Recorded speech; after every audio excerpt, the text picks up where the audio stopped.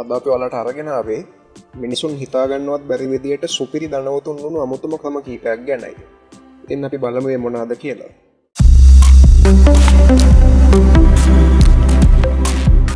අංක 1. 1970 දශකයේ ගැරි ඩේල් කියන පුද්ගලයා පෙට්‍රොක්ස් විකුණන කෝටිපතියෙක් වුණා. ඔව්.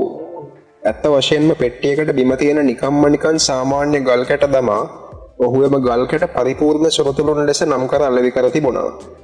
කවන්න පුවන්න ඕනේ නැත, පිරිසිදු කිරීමක් ඕනේ නැත, ගේදොර හැඩි කරන්නේ නැහැ කියා ඔහු මේවා තවදුරටත් මාකට් කර ඇත.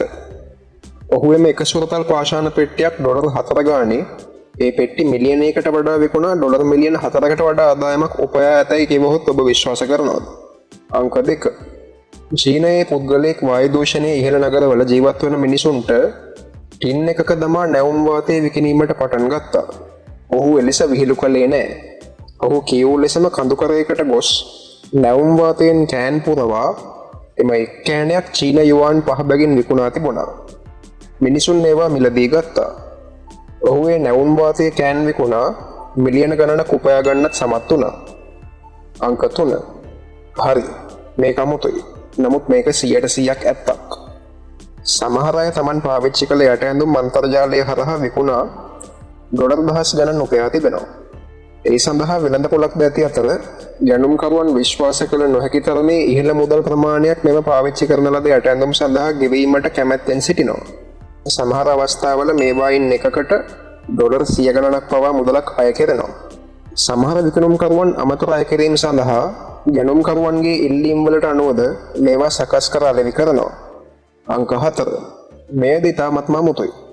චිත්‍ර ප්‍රදර්ශනයකදී පුද්ගලයෙක් කෙසෙල් ගෙඩියක් ඩක්ට් ටේප් මගින් බිත්තියක අලවා එය ආර්ට් නොහොත් කලාව ලෙස හඳුන්වා ඇත.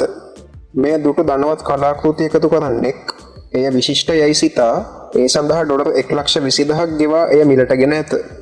ඔබ යමක් නිවැරදිව අලෙවි කළහොත් ඕනෑම දෙයකට ඔබ පොහොසතෙක් කළ හැකි බව මෙයින් ඔප්පු වේ.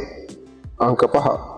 ශීත ඍතුවේදී බොස්ටන්හි පුද්ගලයෙකුට අමුතම අදහසක් පහළ වී තිබෙනවා. ඔහු අන්තර්ජාලය හරහා හිම විකිණීමට පටන් ගෙන තිබුණා. ඔහු නැවුම් හිම පෙට්ටිවල අසුරා ඒවා උණුසුම් ප්‍රදේශවල සිටින මිනිසුන්ට පෙට්ටියක් ඩොලර් 20 බැගින් අලෙවි කර තිබුණා. මෙලෙස ඔහු දේවන දෙයක් විකුණා ඩොලර් දහස් ගණනක් උපයාගෙන තිබුණා. මේ වීඩියෝ එක මෙතනින් ඉවරයි. තවත් මේ වගේ වීඩියෝ නැතමන් අපේ channel එක subscribe කරන්න. තවත් වීඩියෝ එකකින් හම්බ වෙනකම් ඔබට සුබ දවසක්.